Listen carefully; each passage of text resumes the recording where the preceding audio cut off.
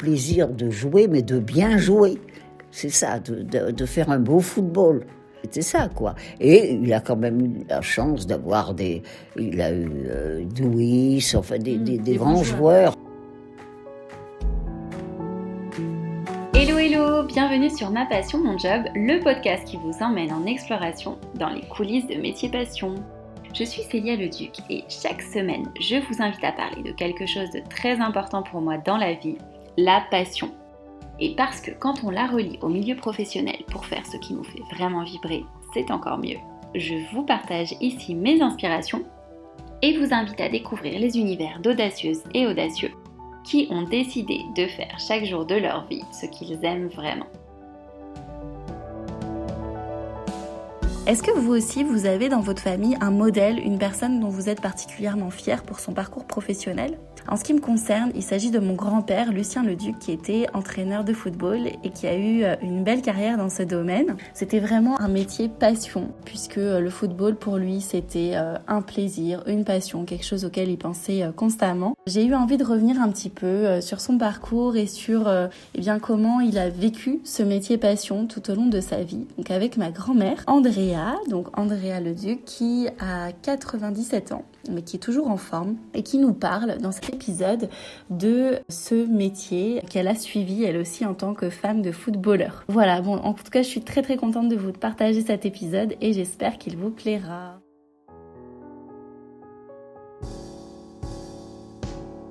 Bonjour mamie.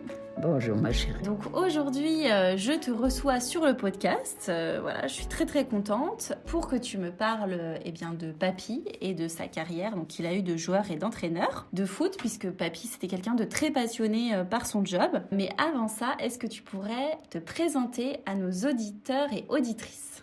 Bon, alors j'ai presque 98 ans. Tu t'appelles ? Je m'appelle Andrea Leduc.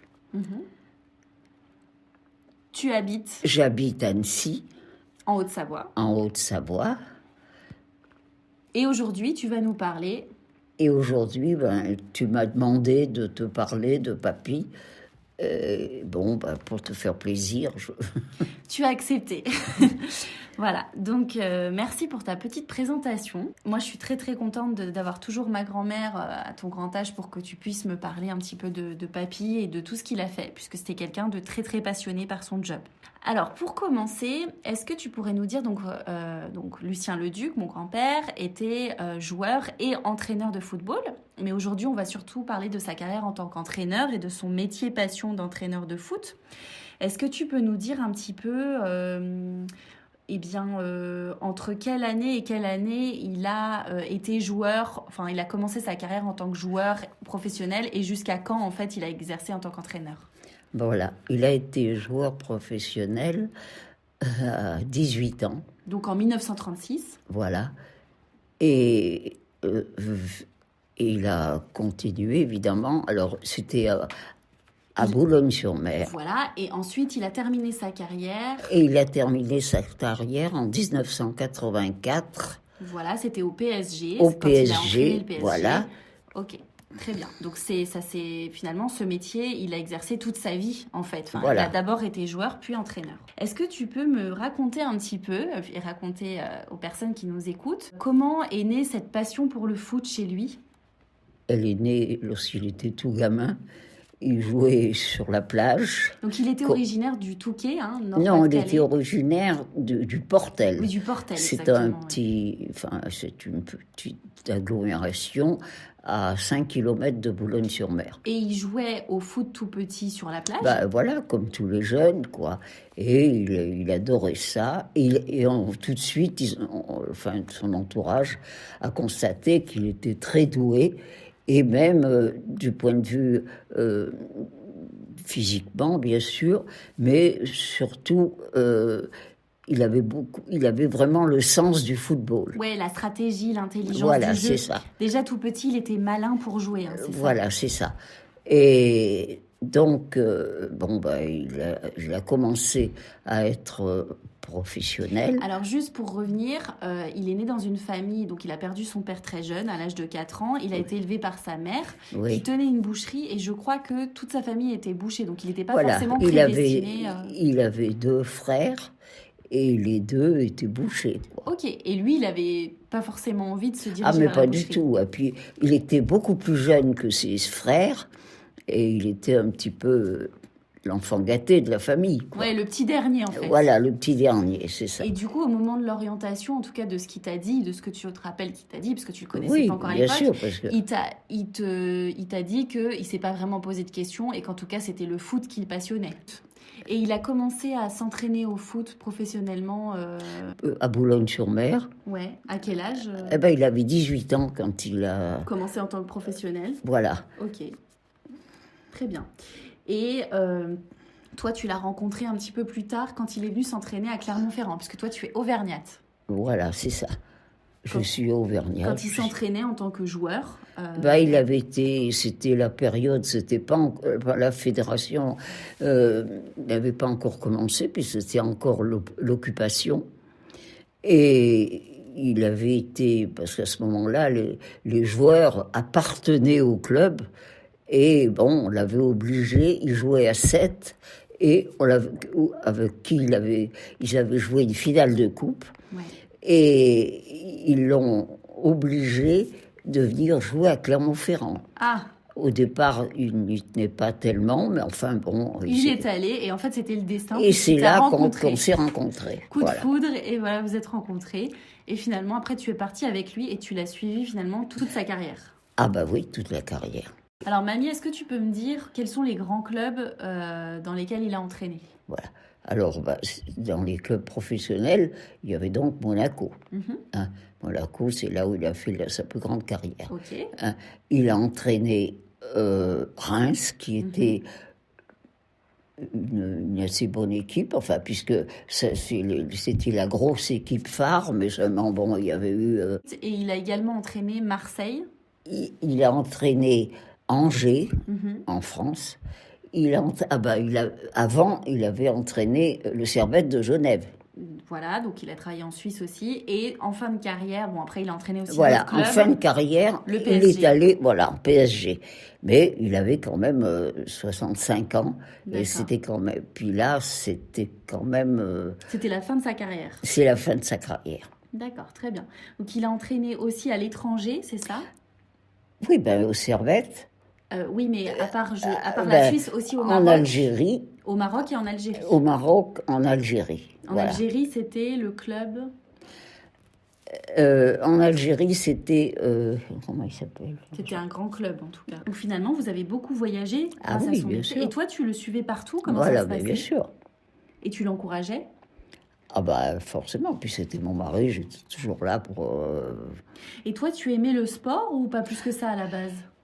C'est-à-dire, au départ, moi, c'était surtout, comme je faisais partie de l'ASM à Clermont-Ferrand, c'était pour que là, et c'était surtout du rugby. Ah. Voilà. Alors, tu faisais du rugby, toi ? Je faisais pas du rugby, mais j'allais voir des matchs de rugby. Voir les matchs de rugby. Je m'intéressais de l'ASM, quoi. Ouais. J'allais nager, l'ASM, c'était... Parce que moi aussi, j'aimais beaucoup le sport. J'aimais beaucoup le sport. Et après, tu as découvert vraiment le foot avec papy, quoi. Voilà, exactement. Ok. Et qu'est-ce qui le passionnait dans son job c'est-à-dire, il était... je crois, puis ça s'est avéré souvent, il était très aimé de ses joueurs parce que il leur faisait confiance, et il savait vraiment prendre les joueurs par les mettre en confiance et voilà, coacher, quoi. En fait. Et puis il avait le sens du jeu, c'est-à-dire le beau jeu. C'était pas un entraîneur qui jouait en défense. Lui, il aimait les attaques, le beau jeu de football, quoi. Ok, et du coup, il aimait coacher ses joueurs. Oui.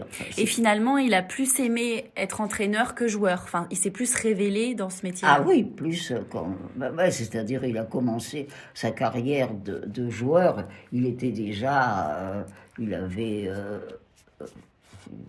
20. On s'est mariés en 45, donc il a commencé entraîneur, je veux dire, il a commencé, c'était en 53, je crois, quand il a commencé. Ok. Et quand il se levait le matin, est-ce que c'est quelqu'un qui était passionné au point qu'il pensait qu'à son job, il était tout le temps à fond? Quel rapport il avait au travail? C'était surtout ce qui l'intéressait le plus, c'était le football. C'était le foot, ouais. Enfin, il s'intéressait à tous les sports, c'est pas du tout ça. Non, mais je veux dire, il vibrait, il était tout le temps, le matin, il se réveillait, il pensait à son travail, à ses joueurs. Oui, évidemment. Il regardait tous les journaux, il écoutait la télé, enfin, on regardait tous les matchs, enfin, c'était... même quand il était dans des périodes où il était au chômage, il faut bien dire... Oui, parce qu'il y a eu des périodes entre chaque club. On partait avec la voiture, on allait voir des matchs à Saint-Étienne, on allait voir des matchs à Lyon, oui, c'était une passion au lieu de... Même on partait à Monaco pendant quelques jours. Enfin, au-delà de son travail, il était à fond dedans, quoi. Voilà, c'était sa vie, quoi. Oui. Ok. Et c'est quoi son meilleur souvenir? Enfin, du coup, votre meilleur souvenir, parce que toi, t'étais vachement avec lui. Son meilleur souvenir, c'est quand ils ont fait le doublé avec Monaco. Ils ont gagné, explique-nous un petit peu. C'est-à-dire, ils avaient gagné la coupe, et puis, pour le champion... non, c'est le contraire. Enfin, en tout cas, son meilleur souvenir, c'est que 2 fois de suite, ils ont gagné un championnat à Monaco, c'est ça?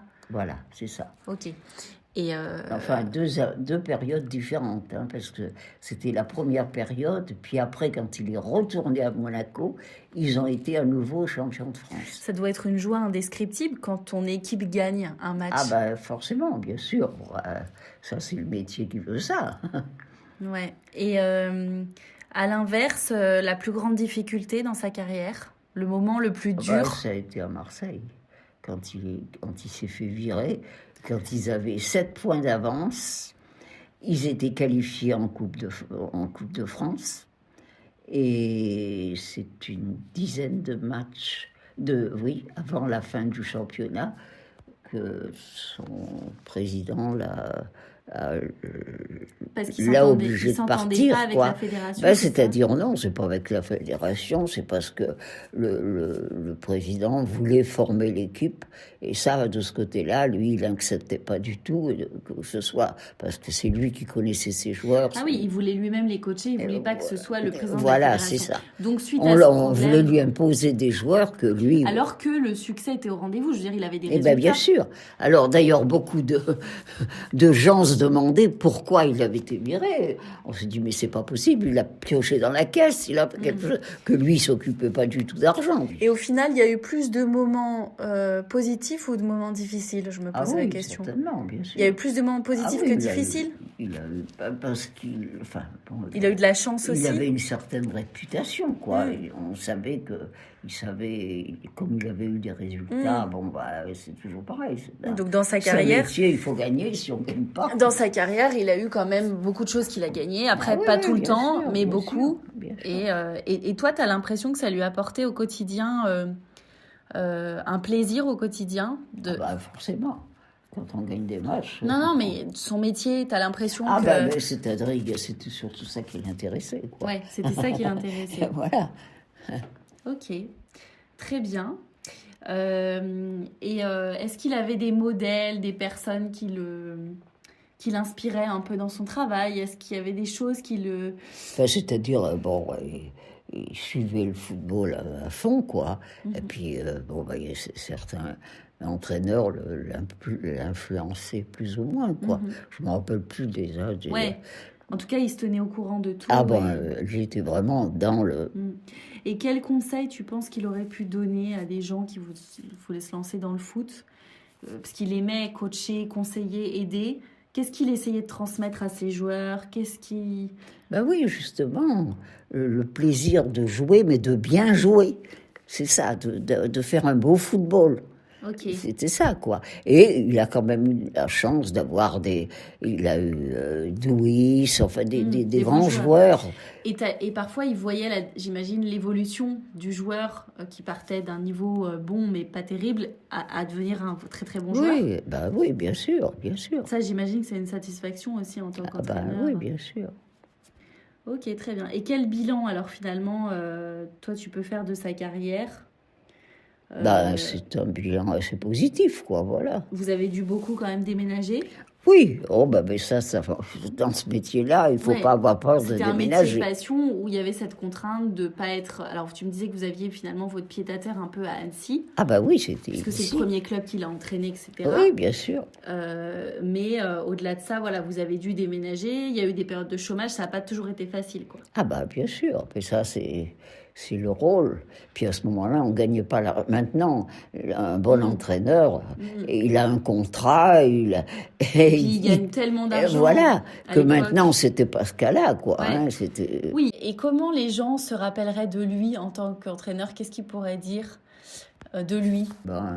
Il a gardé Enfin, maintenant, les jeunes, ils se rappellent plus. Non, mais ses amis, les gens de son époque, tu vois, Je crois que, on est encore, enfin même moi, je suis encore en rapport avec des femmes de joueurs, il y en a beaucoup maintenant qui sont décédés. Ouais, oui, parce que mamie, t'as bientôt 98 ans, donc t'es un peu la doyenne. Hein. Bien sûr. Ok, donc c'est quelqu'un en tout cas qui avait beaucoup. Enfin, alors moi je peux te dire de mon point de vue. Récemment, il y a eu Hidalgo qui est décédé. Et pourtant, il y a Douis qui est décédé. Il y a Biancheri. Il y a de leur équipe de Monaco, il en reste plus beaucoup. En tout cas, c'était quelqu'un qui avait beaucoup d'humour. Ah oui, de ce côté-là. Qui était dans le coaching, dans la volonté d'entraîner. Oui, bien sûr, il a toujours eu beaucoup d'humour. Hein, il savait se faire respecter, mais oui, bien sûr. Il avait une autorité naturelle un peu. Enfin, il avait un charisme aussi. Il avait du charisme, oui, mais c'était pas l'entraîneur, comment on peut dire, sévère, quoi, c'est ça. C'était surtout sentimental. Quoi, il savait mobiliser. Il savait les prendre, voilà, c'est ça. Pour les faire jouer. Oui, voilà, c'est ça. Bon, avec certains, il a peut-être pas réussi, parce qu'il y a quand même des caractères qui sont... Hein. Mais enfin... il était diplomate aussi. Très diplomate. Mais ça, c'est il avait beaucoup de charisme. Ouais, ok, très bien. Merci beaucoup, mamie, pour ce témoignage. Voilà, cet épisode est maintenant terminé. En tout cas, je suis très contente d'avoir pu partager une partie de mon histoire personnelle et de celle de ma famille sur le podcast, puisque c'est un petit peu une première et j'espère vraiment que ça vous a plu. Un grand merci pour votre écoute. J'espère que cette exploration vous a plu. Si vous avez écouté cette conversation jusqu'ici, eh bien je pense que oui. Alors le meilleur moyen de me le dire et de m'aider à faire connaître le podcast, eh bien c'est de me laisser un petit mot doux en commentaire avec une note de 5 étoiles sur Apple Podcast ou sur iTunes. Ça vous prend 1 minute et vraiment ça m'aide énormément. De mon côté, sachez que j'ai pris beaucoup de plaisir à vous faire découvrir cet univers et ce job passionnant. Si vous avez quelque chose à me suggérer, un commentaire ou quoi que ce soit d'autre, eh bien vous me contactez par mail à mapassionmonjob@gmail.com. Et pour ne rien louper de mes aventures d'exploratrice et retrouver toutes les coulisses du podcast, eh bien ça se passe sur le compte Instagram et Facebook de Ma Passion Mon Job. Je vous dis à très bientôt pour une nouvelle exploration.